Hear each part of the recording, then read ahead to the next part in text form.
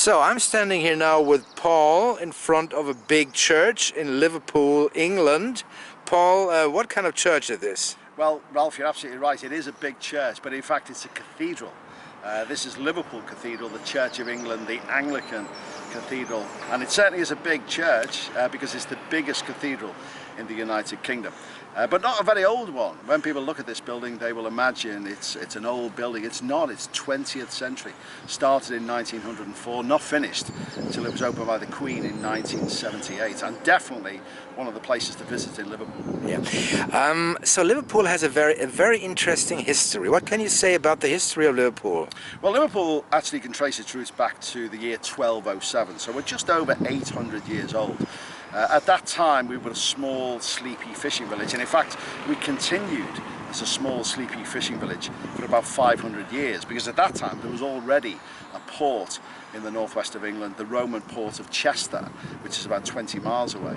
And Liverpool remained as just a sleepy fishing village until the early part of the 18th century. And in 1715, Liverpool opened its first commercial dock, and it was the very first commercial wet dock anywhere in the world.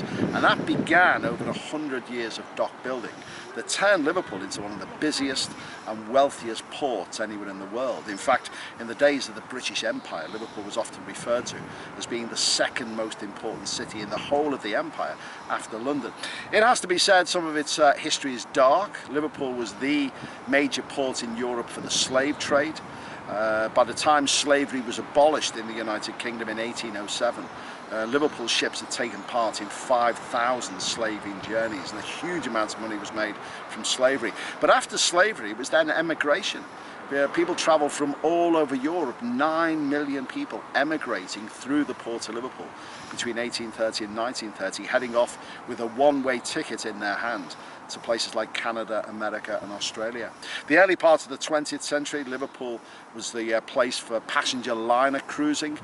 Liverpool's passenger liner cruise companies with the likes of Cunard and White Star, taking people on journeys of business and pleasure all over the world. We were very heavily bombed during the Second World War.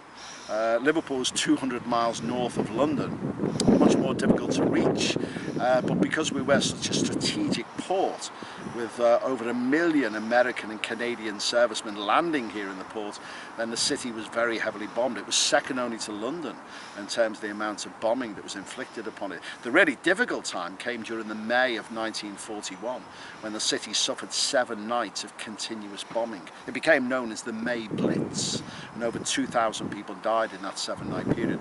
That meant that after the war was over, the huge construction was needed. Houses and buildings needed to be rebuilt, and Liverpool started to develop again. In the 1960s, Liverpool was the centre of rock and roll music. Of course, we had the Beatles here. All 4 Beatles, born in Liverpool during the Second World War, made their name throughout the world in the 1960s, and places today like the Cavern Club, where they played on almost 300 occasions, are great places to visit.